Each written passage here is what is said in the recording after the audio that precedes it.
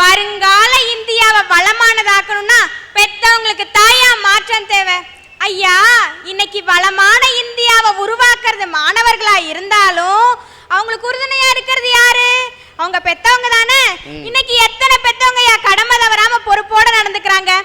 என்னதான் அரசாங்கம் இலவச கல்வி, கட்டாய கல்வி, சத்துணவு, முட்டை, பயிறு, சைக்கிள்னு கொடுத்தாலும் சில பெத்தவங்க என்ன பண்றாங்க? அவங்கள ஸ்கூலுக்கு அனுப்பாம தன்னோட சுயநலத்துக்கு தானே பயன்படுத்துறாங்க. அடித்தளம் அப்படிங்கறத பெத்தவங்க குழந்தைங்களுக்கு அமைக்கிறதுலதான் அவன் சிகரெட்டை பிடிக்கிறதும் இருக்கு. ஐயா, இன்னைக்கு நம்ம தினமும் பாக்குறதுதான் பஸ் ஸ்டாண்ட்ல பிச்சை எடுக்கிற குழந்தைங்க, ரோட்ல குப்பை பொறுக்கிற குழந்தைங்க, ஃபேக்டரியில கஷ்டப்படுற குழந்தைங்க பார்த்தா பாவம் அனாதை பசங்கன்னு சொல்லுவோம். ஆனா இதுக்கெல்லாம் யாரு காரணம்? பொறுப்பில்லாதவங்க பெத்தவங்க தானே காரணம். ஒன்னும் இல்லைங்க, இன்னைக்கு நம்ம எல்லாத்துக்கும் தெரிஞ்சதுதான் ஸ்லம்டாக் மில்லியனர். எவ்வளோ ஃபேமஸான படம். ஆனா அந்த படத்துல நடிச்ச குட்டி பொண்ணு ருக்ஷானாவோட நிஜ வாழ்க்கையில என்ன நடந்ததுன்னு தெரியுங்களா? அந்த பொண்ணு அவங்க அப்பாவால 1.25 கோடிக்கு விற்க முயற்சி பண்ணிருக்காங்க. விலை பேசப்பட்டார். வளமான இந்தியாவை வருங்காலத்துல உருவாக்கணும்னா தடைக்கல்லா இருக்கிற சில பெற்றோர்கள் மாறணும். அப்பதான் வருங்கால இந்தியா வளமானதாக்க முடியும். நம்ம இந்தியாங்கிறதே ஒரு செடி மாதிரி தாங்க. அதோட கனிகள் இருக்குது பாத்தீங்களா, அதுதாங்க மாணவர்கள். அந்த பசுமையான இலைகள் தான் பெற்றோர்கள், அந்த கிளைகள் தான் ஆசிரியர்கள், அதோட அடி தண்டு தாங்க சமுதாயம். இது எல்லாமே ஒரு செடியில நல்லா இருந்தாலும் அந்த வேர் நல்லா இருந்தா தானே அந்த செடி நல்லா இருக்கும். அந்த மாதிரி தாங்கய்யா இந்தியால மாணவர்கள், பெற்றோர்கள், ஆசிரியர்கள், சமுதாயம்னு எல்லாமே நல்லா இருந்தாலும் இந்திய அரசாங்கம் நல்லா இருந்தாதான் இந்தியாவே ஒரு வளமான நாடாக முடியும். இப்ப பாத்தீங்கன்னா ஆளுங்கட்சிக்காரங்க ஒரு நல்ல திட்டத்தை போட்டா கூட அதுல என்ன குறை இருக்குன்னு கண்டுபிடிச்சு அதை குத்தம் சொல்றதே எதிர்கட்சியோட வேலையா போச்சு. அமெரிக்காவை நான் இந்த வகையில பாராட்டியே ஆனவங்க. ஏன் தெரியுமா? அங்க ஆளுங்கட்சிக்காரங்க ஒரு நல்ல திட்டத்தை போட்டா அதை முதல்ல பாராட்டுறது எதிர்கட்சிக்காரங்களா தான் இருப்பாங்க. அதே சமயம் அந்த திட்டத்துல ஏதாவது குறை இருந்துச்சுன்னா அதை முதல்ல சுட்டி காட்டுறது ஆளுங்கட்சிக்காரங்களா இருப்பாங்க. அந்த நிலைமை இந்தியாவுக்கு வரணுங்கய்யா. உதாரணமா ஒபாமாவும் ஹிலாரி கிளின்டனும் ஜனாதிபதி வேட்பாளர்களுக்கு தான் போட்டிட்டாங்க. ஆனா ஒபாமா ஜெயிச்சிட்டாரு. ஆனா அவரு ஹிலாரி கிளின்டனோட திறமைய பார்த்துட்டு அவருக்கு முக்கிய அமைச்சர் பதவி கொடுத்து அவரோட அரசாங்கத்துல வச்சுக்கிட்டாரு. அந்த மாதிரி அரசாங்கம் இந்தியாவுக்கு வேணும். இந்திய ஜனத்தொகையில மொத்தம் 40% மேல இளைஞர்கள் தான், அதாவது 25 வயசுக்கு கம்மியானவங்க.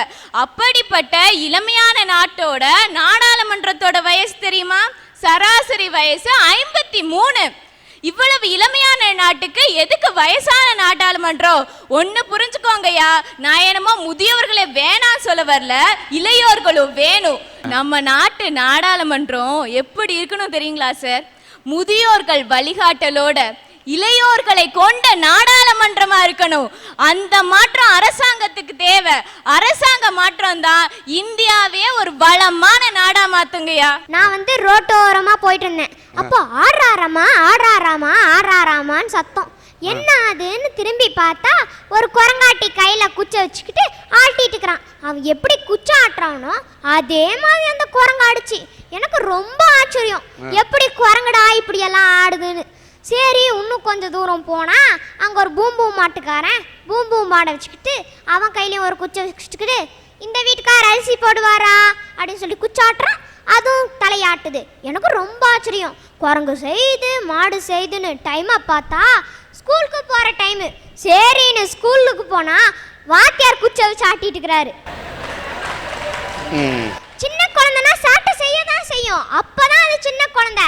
அது இப்ப சாட்டை செய்யாம 70 வயசாயா சாட்டை செய்யும்?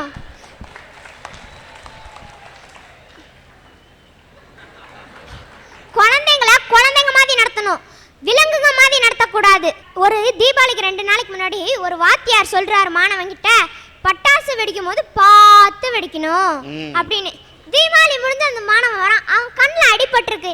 என்னடா தம்பியும் கண்ணில் அடின்னு கேட்டா அவன் சொல்றான், நீங்க தானே சார் பட்டாசு வெடிக்கும் போது பார்த்து வெடின்னு சொன்னீங்க, பார்த்து வெடிச்சேன் கண்ணில் வெடிச்சிருச்சு. கரெக்ட் தானே? வாத்தியார் சொல்லும் போது ஜாக்கிரதையா வெடிக்கணும்பா அப்படின்னு சொல்லியிருக்கலாம் இல்லையா? அதுக்கு அவர் அப்படி பார்த்து வெடினது பார்த்து கண்ணில் வெடிச்சிருச்சு.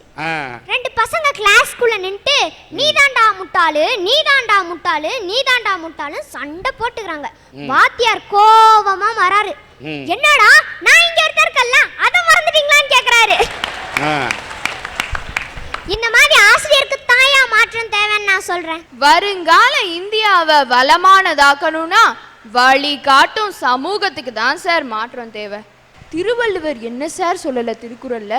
ஒரு மன்னன் எப்படி இருக்கணும், ஒரு நாடு எப்படி இருக்கணும், ஒரு தந்தை எப்படி இருக்கணும், ஒரு தாய் எப்படி இருக்கணும், ஒரு மகன் எப்படி இருக்கணும்னு எல்லாத்தையுமே சொல்லியிருக்காரு. கற்க கசடர கற்பவை கற்றபின் நிற்க அதற்கு தகந்தான் அவர் சொன்னாரு. கற்க கசடரன் என்னமோ எல்லாம் நல்லா தான் படிச்சுட்டு இருக்கோம். ஒவ்வொரு வருஷமும் ஸ்டேட் ஃபர்ஸ்ட் வாங்குற ஸ்டூடெண்ட் சொல்றது என்ன? எம்பிபிஎஸ் படிச்சு டாக்டர் ஆகி ஏழை மக்களுக்கு சேவை செய்வாங்களாம். இதே அரசாங்கம் ஒரு வருஷம் எக்ஸ்ட்ராக்கி கட்டாயம் எல்லாரும் கிராமத்துல பொதுமக்களுக்கு சேவை செய்யணும்னு சொன்னா ரோட்ல உட்காந்து போராட்டம் பண்றாங்க சார். இந்த மாதிரி இருக்கிற சமுதாயத்துல மாற்றம் வேண்டும். அப்பதான் வளமான இந்தியாவை உருவாக்க முடியும். இது மழை காலம். நம்ம ஒரு கொடையவே உதாரணமா எடுத்துப்போம். அந்த கொடைய பார்த்து ஐக்யூல் அப்படிங்கிற சீன கவிஞன் கேட்டானா, கொடையே உன்னோட குறிக்கோள் என்னன்னு. அதுக்கு அந்த கொடை சொல்லுச்சு, என்னை நம்பி மலையில எடுத்துட்டு போறவங்கள நினையாம காப்பாத்துறதும் என்னை நம்பி வெயில்ல எடுத்துட்டு போறவங்கள காயாம காப்பாத்துறதும் தான் என் குறிக்கோள்னு சொல்லிச்சான் சார். சமூகங்கிறது அந்த கொடை மாதிரி சார். அந்த கொடையில ஓட்ட விழுந்தா அதை நம்பி இருக்கிறவங்க எல்லாம் மோசம் போயிருவாங்க சார். இப்ப அந்த ஓட்ட விழுந்த சமுதாயத்தை தான் சார் ஒரு நல்ல சமுதாயமா மாத்தணும்னு சொல்றேன். நம்ம இந்தியாங்கிறது ஒரு தராசு மாதிரி. ஒரு கையில ஏகப்பட்ட புதியலும் இன்னொரு கையில ஏற்படுத்தப்பட்ட வறுமையும் தான் சார் வச்சிட்டு இருக்கு. நான் இந்தியா வல்லரசாகணும்னு சொல்லல சார். பேசி பேசி வாயு ஓஞ்சு போச்சு. ஒரு அரசாலாம் மாற வேணாமா, முதல்ல ஒரு நல்ல அரசா மாற சொல்லுங்க, அப்புறமா வல்லரசா மாறலாம். அதான் சார் சொல்றேன், ஒரு சமமான இந்தியாவை உருவாகணும்னு. அப்படி சமமான இந்தியாவை உருவாகணும்னா கூட நம்ம சமூக மக்கள் தான் சார் மாறணும். ஒரு இந்திய வரைபடம் இருந்தது, அதுக்கு பின்னாடி மனித உருவம் வரைஞ்சிருந்துச்சு. என் தம்பிக்கு சோசியல் சப்ஜெக்டே பிடிக்காது, சும்மா தாறு மாற கிழிச்சு போட்டுட்டான். அப்புறம் என்ன பண்ணனா, அதை ஒட்ட வைக்கணும்னு முயற்சி செஞ்சான். அப்ப அது அந்த பாகம் எந்தெந்த இடத்துல வரணும்னு தெரியல. அப்ப பின்னாடி இருந்த அந்த மனித படத்தை ஒட்ட வைக்கலான்னு கண்ணு வர இடத்துல கண்ணு, மூக்கு வர இடத்துல மூக்கு, வாய் வர இடத்துல வாயின் செலோ டேப் எல்லாம் ஒட்ட வச்சுட்டு திருப்பி பார்த்தா நம்ம தேசம் அப்படியே கிடைச்சிருச்சு சார், அப்படியே கிடைச்சிருச்சு. ஐயா, அந்த அக்கா சொன்னாங்க அவங்க தம்பிக்கு சோஷியல் சப்ஜெக்ட பிடிக்காதுன்னு. அவங்க தம்பிக்கு சோஷியல் சப்ஜெக்ட பிடிக்கலையா, சோஷியல் சப்ஜெக்ட் எடுக்கிற மிஸ்ஸா பிடிக்கல. அவங்கள கிழிக்க முடியாம புக்கே கிழிச்சிட்டான். நல்லா பேசுறேன் சார். அரசாங்கம் மாறணும்னு சொல்றாங்களே, அரசாங்கம் வாழ்க்கை தரத்தை வேணா உயர்த்த முடியும், ஆனா தரமான வாழ்க்கையை தர முடியாது சார். அப்படி தரமான வாழ்க்கை வேணும்னா சமூகத்துல அங்கத்தினரான ஒவ்வொரு மனிதனும் மாறணும் சார். அப்பதான் சார் வருங்கால இந்தியா வளமான இந்தியாவா மாற முடியும். வருங்கால இந்தியாவை வளமானதாக்கணும்னா யாருக்குங்க தேவை மாற்றம்? கடமையாற்றும் பெற்றோருக்கு தாங்க தேவை மாற்றம். நம்ம நாட்டிலேயே சிறந்த நடிகர்னா நீங்க யார சொல்லுவீங்க? புரட்சி தலைவர் எம்ஜிஆரை சொல்லுவீங்க, நடிகர் திலகம் சிவாஜி கணேசனை சொல்லுவீங்க. நான் என்ன மாதிரி இருக்க மாணவிங்க யாரு தெரியுமா சொல்லுவோம்? ஒரு சில பெற்றோர்கள் தாங்க சொல்லுவோம். ஏன்னா அவங்க தான் நிஜத்திலேயே சிறந்த நடிகர்கள். எதுக்கு அழுகுறாங்க, எதுக்கு திட்டுறாங்க, எதுக்கு அடிக்கிறாங்கன்னே தெரியாது. நான் சாயந்தரம் ஸ்கூல் விட்டு போனேன், அம்மா கேட் கிட்ட நின்றுட்டு இருந்தாங்க. அம்மா அப்படின்னு கூப்பிடுறேன், எங்க அம்மா என்ன தெரியுமா சொன்னாங்க? இரு ஒரு நிமிஷம். நாங்க என்ன பண்றாங்கன்னு பார்த்தா பக்கத்து வீட்டு ஆட்டி கூட நின்று பேசிட்டு இருக்காங்க. என்ன பேசுறாங்க? நேற்று திருமதி செல்வம் போட போட கரண்ட் போயிடுச்சு, உங்க வீட்டுல யூபிஎஸ் இருந்துச்சே பாத்தியா கமலா அப்படின்னு சொல்றாங்க. பாத்தீங்களா சில பெற்றோர்கள்? அந்த பெற்றோர் தாங்க மாறணும். இன்னொரு இன்னும் சில அப்பாங்க இருக்காங்களே, சொல்லவே வேணாம். வீட்டுல உட்காந்து ஹோம்ஒர்க் பண்ணிட்டு இருந்த அப்பா வந்தாரு. என்ன தெரியுமா கேட்டாரு? பாப்பா சாப்பிட்டாளா, படிச்சாளா அப்படின்னு கேட்பாங்கன்னு எதிர்பார்த்தேன். ஆனா அதை கேட்கவே இல்லை. என்ன தெரியுமா கேட்டாங்க? இன்னைக்கு என்ன டிஃபன் செஞ்ச, நாளைக்கு வெரைட்டி ஏதாச்சும் ஆபீஸ்க்கு செஞ்சு கொடு அப்படின்னு சொல்றாங்க. பாத்தீங்களா சில பெற்றோர்? அந்த பெற்றோர் தாங்க மாறணும். ஐயா, எனக்கு இப்ப என்ன நடக்குது தெரியுமா? சில மாணவிகளை 9th 10th படிக்கும் போதே அப்பா அம்மா வேலைக்கு கூட்டிட்டு போயிடுறீங்களே, எதுக்கு? உங்க சுய லாபம், அப்புறம் உங்க குடும்பத்துல எல்லாம் நீங்க நல்லா வரணும், பணத்துல அதிகமா வரலாம், பிள்ளைங்க படிப்புல அதிகமா வரணும்னு தானே சில பெற்றோர்களுக்கு என்ன இருக்கு. சில மாணவிங்க தொழிற்சாலைக்கு போய் எப்படி படிக்கிறாங்க தெரியுமா? சன்ஃப்ளவர் ஸ்டிக்கரை ஒட்டும் பொழுது ஆங்கிலத்தையும், தீக்குச்சியில் பாஸ்பரஸை கலக்கும் பொழுது அறிவியலையும், தீக்குச்சிகளை அடுக்கி வைக்கும் பொழுது கணிதத்தையும், தீக்குச்சி பெட்டிகளை எடுத்து செல்லும் பொழுது உடற்கல்வியையும், மற்றவர்களுடன் பேசும் பொழுது சமூக அறிவியலையும் படிக்கிறேன் அம்மா, படிக்கிறேன் அம்மா. சில மாணவிக கதறி அழுகுறாங்க. இது காரணம் யாரு? ஒரு சில பெற்றோர் தாங்க. அந்த பெற்றோர் தான் மாறணும். ஐயா, எங்களுக்கு இன்னும் திட்டம் தீட்டும் அரசாங்கம் வேண்டாம், அத திட்டங்களை செயல்படுத்தும் அரசாங்கமா மாறணுங்கய்யா.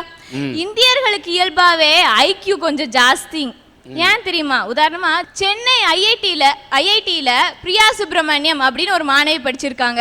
இவங்க பண்ண ஆராய்ச்சி உலகத்திலேயே சிறந்த ஆராய்ச்சியை தேர்ந்தெடுக்கப்பட்டு அமெரிக்க பல்கலைக்கழகம் ஸ்காலர்ஷிப் கொடுத்து அங்க வர சொல்லியிருக்காங்க. ஆனா இவங்க என்ன தெரியுமா சொன்னாங்க? நான் இந்தியாலேயே படிக்க போறேன்னு. இவங்க சொன்ன பதில் பாராட்டக்குரியதுதான். ஆனா என்ன, அவங்க பணக்காரங்களா இருந்த போய் தானே இந்த பதில் வந்திருக்கு. இதுவே ஒரு கஷ்டப்படுற குடும்பத்தையா இருந்தாங்கன்னா பெற்றோர் படுற கஷ்டத்தை பார்த்துட்டு அவங்க வெளிநாட்டுக்கு போயிருப்பாங்கல்ல. இப்படிதானே பல அறிவாளிகளையும் விஞ்ஞானிகளையும் நம்ம நாடு இழந்துட்டு இருக்கு. அரசாங்க மாற்றம் தான் இந்தியாவே ஒரு வளமான நாடாக்கும். ஐயா, இன்னைக்கு சில குழந்தைங்க மனம் முடிஞ்சு போறக்கும் நொந்து போறக்கும் என்ன காரணம்னு தெரியுங்களா? அவங்க குழந்தைங்கள அவங்க பெற்றோர் மற்றவங்களோட ஒப்பிட்டு பேசுறதாங்கய்யா. இப்போ நீங்க ஒப்பிட்டு பேசுறனால அவனுக்கு உங்க மேல வெறுப்பு வர்றது மட்டும் இல்லாம அவன் யாருன்னு அவனுக்கே தெரியாம போயிருதுங்கய்யா. இப்போ சில பெத்தவங்களை பார்த்தீங்கன்னா அவங்க குழந்தைய எப்படி வளர்க்கணும்னே தெரியாது. பைக்கு கேட்டா பைக் வாங்கி கொடுக்கறது, செல்லு கேட்டா செல்லு வாங்கி கொடுக்கறது, வாங்கி கொடுத்தே வாழ்க்கையை வீணாக்கிறீங்க. இந்திய சட்டப்படி ஒருத்தருக்கு லைசன்ஸ் கொடுக்கணும்னா 18 வயசு பூர்த்தி ஆயிருக்கணுங்க ஐயா. அவன் லைசன்ஸ் எடுக்கலனாலும் பரவாயில்ல, ஹெல்மெட் போடலனாலும் பிரச்சனை இல்லை. ஐயோ கடவுளே, எந்த டிராஃபிக் போலீஸ்டையும் மாட்டாம வீடு வந்து சேர்ந்தா போதையா, இப்படித்தானே நினைக்கிறாங்க. வருங்கால இந்தியாவை வளமாக்குற ஒருத்தனை வரமுறையோட வழங்கன்னு தான் சொல்றேன். நம்ம நாட்டுல வீர சிவாஜியை தெரியாதவங்க யாராச்சும் இருப்பாங்களா? அவங்க வீர சிவாஜி அவங்க அம்மா ஜீஜாபாய் மடியில தினமும் கேட்டு கொண்டு வந்த வீர கதைகள் தான் அவரை ஒரு சாம்ராஜ்யத்தையே கட்டி ஆளக்கூடிய மாவீரனா உருவாக்குச்சு. அந்த மாதிரி பெற்றோரா தான் மாறணும்னு நான் கேக்குறையா. தோழி ஒருத்தி இருந்தா, பஸ் மெட்டன் கூட சொல்லலாம். பஸ் ஏறும்போது கீழே விழுந்துட்டா. பஸ்கார சர்ன்னு இடிச்சிட்டு போயிட்டான். அங்கிருந்த 2 போலீஸ் ஓடி வந்து பார்த்தாங்க. நானும் காப்பாத்துவாங்கன்னு நினைச்சா என்ன நடந்தது? புளியோகலத்தில் இருக்கிறவங்க அப்பா அம்மா வர சொல்லி, ஆசிரியர் பிரின்சிபல் எல்லாத்தையும் வர சொல்லி கையெழுத்தெல்லாம் போட்டுட்டு அந்த பிள்ளைய ஆம்புலன்ஸ்ல போட்டு இழுத்துட்டு போறாங்க ஐயா. பாதியிலே அந்த பொண்ணோட உயிர் போயிடுச்சு. 1000 கையெழுத்து முக்கியமா இல்ல ஆயுசு முக்கியமே ஐயா? ஆயுசு தான் முக்கியம். இப்படி மனித நேயமற்ற சமுதாயம் மனித நேயம் உள்ள சமுதாயமா மாறணும். பணம் இருக்கிறவன் மேலும் மேலும் படிச்சுட்டு போயிட்டே இருக்கா ஐயா. பணம் இல்லாதவன் சத்துணுக்காக காத்து கிடக்குறான் ஐயா. அப்படிப்பட்ட சமுதாயம் மாறணையா. என்னைக்கு ஒரு சமுதாயம் மற்றவர்கள் மீது அக்கறை கொண்ட சமுதாயமா மாறுதோ அன்னைக்குதான் வருங்கால இந்தியா வளமான இந்தியாவா மாறும். வெள்ளக்காரவங்கெல்லாம் ஏர்போர்ட்டை விட்டு தாண்டின உடனேயும் பார்க்குற ஆள் யாருன்னு தெரியுமா? பிச்சைக்காரங்க ஐயா, பிச்சைக்காரவங்க. அவங்க கூட இப்போ ஈவு இறக்கம் இல்லாம தன்னோட குழந்தைங்களுக்கு மயக்க ஊசியை போட்டு பிச்சை எடுக்கிறாங்க ஐயா. இதெல்லாம் எதுக்கு ஆரம்பம்? சமூக சீரழிவுக்கு ஆரம்பம் ஐயா, சமூக சீரழிவுக்கு ஆரம்பம். அப்படிப்பட்ட நிலை மாறணியா. அன்னைக்கு தான் வருங்கால இந்தியா வளமான இந்தியாவா மாறும். சமூக மாற்றத்தால எதை வேணா சாதிக்க முடியும். அமெரிக்கால ஏற்பட்ட சமூக மாற்றம் தான் அந்த வெள்ளை மாளிகையில ஒபாமான்ற ஒரு கருப்பரை உட்கார வச்சது. அந்த மாதிரி சமூக மாற்றம் தான் இந்தியாவுக்கும் தேவை. இதே மாதிரி ஒரு அமெரிக்க மாணவன் இந்தியாவோட சமூக மாற்றம் தான் அமெரிக்காவுக்கு தேவைன்னு சொல்ற அளவுக்கு நம்ம இந்திய சமூகம் வளரணும். அது விரைவில் வளரணும். இரவில் கிடைத்த விடுதலைக்கு சூரியன் உதிக்கவில்லையா, இல்லை இந்த சமூக மக்கள் விழிக்கவில்லையா? இப்போ இந்தியா சைனா பார்டர்ல பிரச்சனை நடந்துட்டு இருக்கு சார். சீனா இந்தியாவை சீண்டி பார்த்துட்டு இருக்கு. இந்த பிரச்சனைக்கு தீர்வு காரணம்னா அரசாங்கம் தான் எல்லாத்தையும் செய்யணும்னு நம்ம மக்கள் சொல்றாங்க. சமூக மக்களால செய்ய முடியாதா? சீனால இருந்து எத்தனை பொருட்கள் நம்ம யூஸ் பண்றோம். மேட் இன் சைனான்னு போட்ட ஒரு பொருளை வாங்காதீங்க, புறக்கணிங்க. எவ்வளோ கம்மி விலையில கொடுத்தாலும் வாங்காம இருங்க. இது ஒண்ணு போதும் நம்ம சைனாவை பொருளாதார ரீதியா வெல்றதுக்கு. ராணுவ மக்கள் சாதிக்க வேண்டியதை இந்த சமூக மக்கள் ஒரு பைசா செலவில்லாம சாதிக்க முடியும். மாற்றம் ஒண்ணு மட்டும்தான் இந்த உலகத்துல மாற்றமே இல்லாதது. அந்த மாற்றம் வழி காட்டும் சமூகத்துக்கு தான் தேவை. அப்பதான் வளமான இந்தியாவை உருவாக்க முடியும். ஐயா, ஒரு மாவட்டத்தை ஆட்சி பண்ற ஒரு IAS ஆஃபீஸருக்கு என்ன தகுதி வேணும்னு நினைக்கிறீங்க ஐயா? ஒரு டிகிரி முடிச்சிருக்கணும், அவங்க வைக்கிற எக்ஸாம்ல எல்லாம் ஃபர்ஸ்ட் கிளாஸ்ல பாஸ் பண்ணிருக்கணும். அவருக்கு தான் நம்ம அந்த தகுதியே கொடுக்குறோம். அவர் யாருங்க? ஒரு சின்ன மாவட்டத்தை ஆட்சி பண்றோம். அவருக்கே அத்தனை தகுதியும் டார்கெட்டும் வைக்கும் போது ஏங்க நம்ம நாட்டை ஆட்சி பண்றதுக்கு அந்த தகுதி வைக்க கூடாதுன்னு பேச வந்திருக்கேன். ஐயா, நம்ம நாட்டின் அதிகாரிகள் தாய் மாதிரி, அரசியல்வாதிகள் தந்தை மாதிரி. எப்படி நம் வீட்டில் இருக்கிற அப்பாவும் அம்மாவும் ஒற்றுமையா இருந்தாதான் அந்த வீடு சிறப்பாகுமோ, அதே மாதிரி தான் நம் நாட்டின் அதிகாரிகளும் அரசியல்வாதிகளும் ஒழுங்கா ஒற்றுமையா செயல்பட்டதா நம்ம நாடு வளமையான நாடாக மாறும். அதனால தான் சொல்றேன், திட்டம் அரசாங்கம் மாறணும்னு சொல்றேன். ஐயா, அடிப்படை இல்லாம கட்டுன மாளிகை காத்துக்கு நிக்காது. யார் ஐயா அடிப்படை? பெற்றோர் அடிப்படை, ஆசிரியர் அடிப்படை, அரசாங்க அடிப்படையா இல்ல சமூக அடிப்படையா? மாணவர் தாய அடிப்படை. ஐயா, நான் தினம் ஸ்கூலுக்கு போவேன். ஒரு நாள் ஸ்கூலுக்கு போலான்னு பேக் மாட்டிட்டு ஒரு வழியா போயிட்டு இருந்தேன். அங்க ஒரு பையன் இருந்தான். பாப்பா அப்படின்னா, நானும் ஏப்பா அப்படின்னு. பெயிண்ட் அடிக்காத சுவரும், முகத்துல பவுடர் பூசாத பிகரும், உருப்பட்டதா சரித்திரமே இல்லைண்ணா சார். சார், அவன் கரெக்டா தான் சொன்னான். தம்பி, கண்ணாடி போய் பார்க்க சொல்லுங்க சார். தம்பி, எனக்கு எங்க ஊர்ல மகாலட்சுமின்னு பேரு. லட்சுமியா மாத்திராத உட்காரு. பாம சார் ஊர்க்காரங்க. சரி, அடுத்த நாள் நான் போனேன் சார். அப்போ அடுத்த நாள் கொஞ்சம் பவுடர் பூசிட்டு போனேன். அப்போ பாப்பானா, நானும் ஏப்பான. என்ன பார்த்து சொல்றா சார், உங்க அப்பா என்ன சுண்ணாம்பு வியாபாரியான்னு. அவன் பாப்பா அப்படின்னா நீ ஏன் ஏன்பான்னு காது கொடுத்து கேக்குற? சரி சார், என்ன உருப்படாம போறேன்னு சொல்லி அவன் உருப்படாம போறானே சார், அந்த மாணவன் மாறணும் தாயா நான் சொல்றேன்.